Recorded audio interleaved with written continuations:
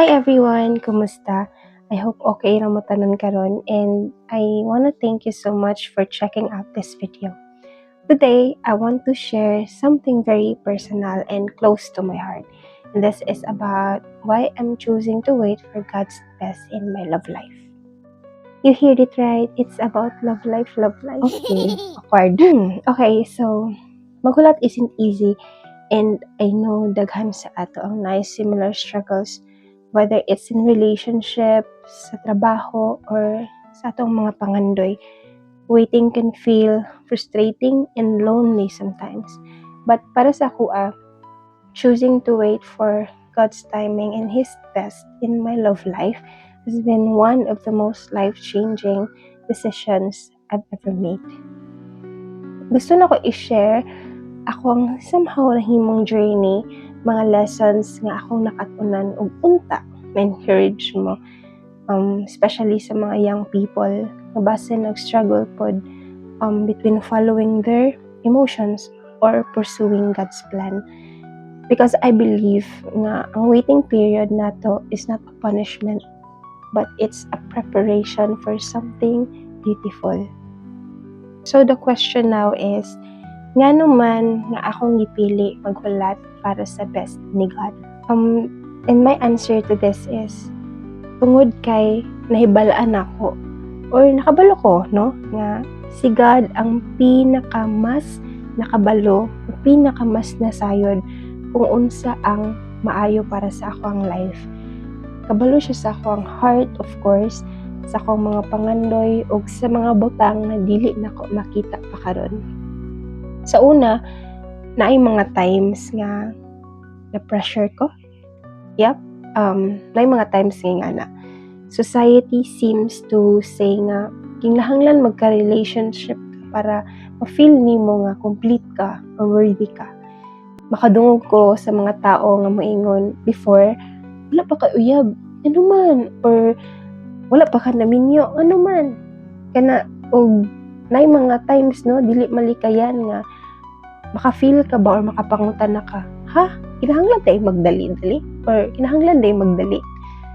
But na-realize po na ako nga kung mag-settle ko sa usa ka relationship tungod lang kay gusto na ko ma-feel nga love ko, dili siya maghatag og kalipay nga mulungtad or magdugay.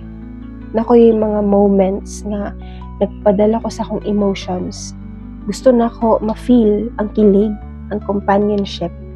Pero I thank God no nga permi gid ko niya gina-remind nga ang feelings bisan unsa nakakusog pag buto-buto, dili na mao ang mag-determine kung unsa ang best.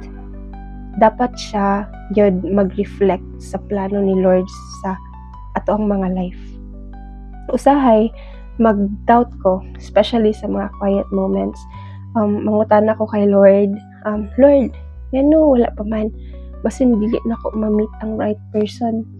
Pero sa every question nga akong ginabato kay God, gina-answer ko niya nga ang perfect timing niya is not just about getting what I want, it's about receiving what I need at the right time.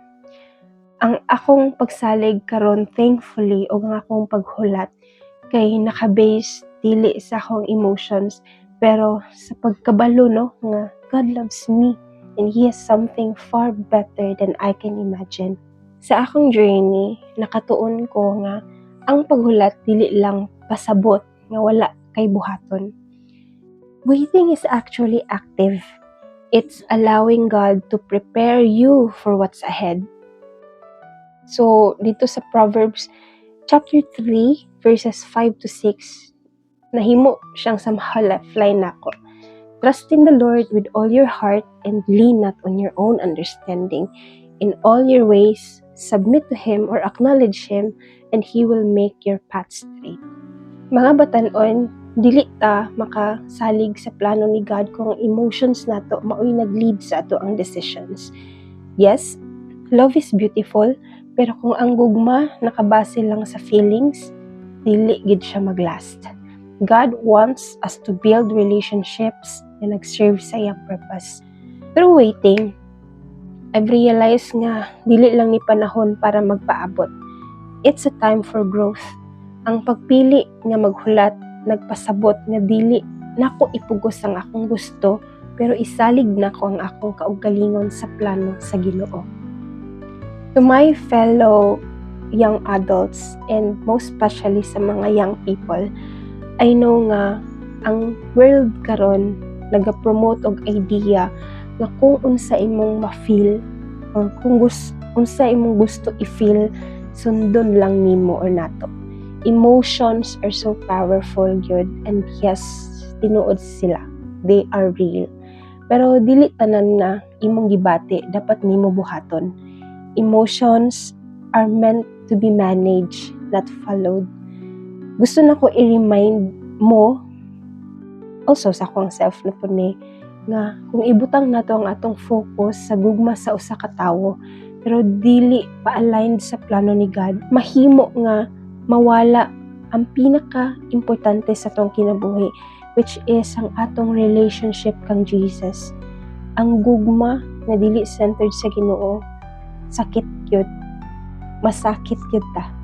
Pero ang gugma nga gibuild ni God para sa imo is something nga maghatag og kalipay nga dili mawala.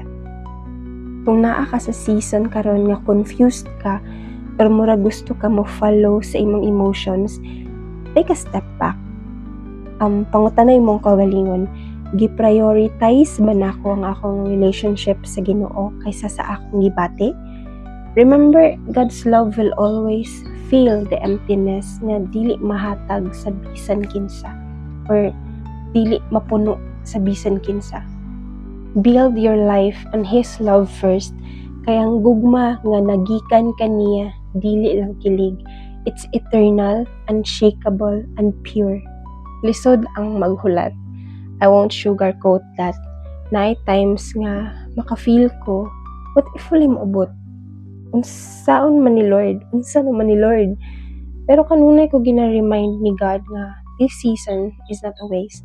In fact, ang panahon nga nagahulat ko ay full of purpose. So, sa akong season of waiting, mas nakaila ko kung kinsa ko in Christ. I have grown spiritually ug mas nakasabot ko nga ang akong worth dili nakabase or wala nakabase kung naay someone nga nag-love nako, pero nakabase sa gugma ni Jesus. It's in this season that I have learned to trust, to prepare, and to focus on becoming the person God wants me to be. Kung naa mo karon sa season of waiting, ayaw gyud mo og settle for less. I know it's hard, pero mas maayo ang plano ni God kaysa sa atoa. Prioritize Him, grow in your faith, and trust that His timing is perfect. Dili lang about finding love, it's about becoming who God has called you to be. Salamat kaayo sa pagtan-aw ug pagpaminaw nako karon ani nga video. If namoy prayer request or stories, share them below. I love to hear and pray with you.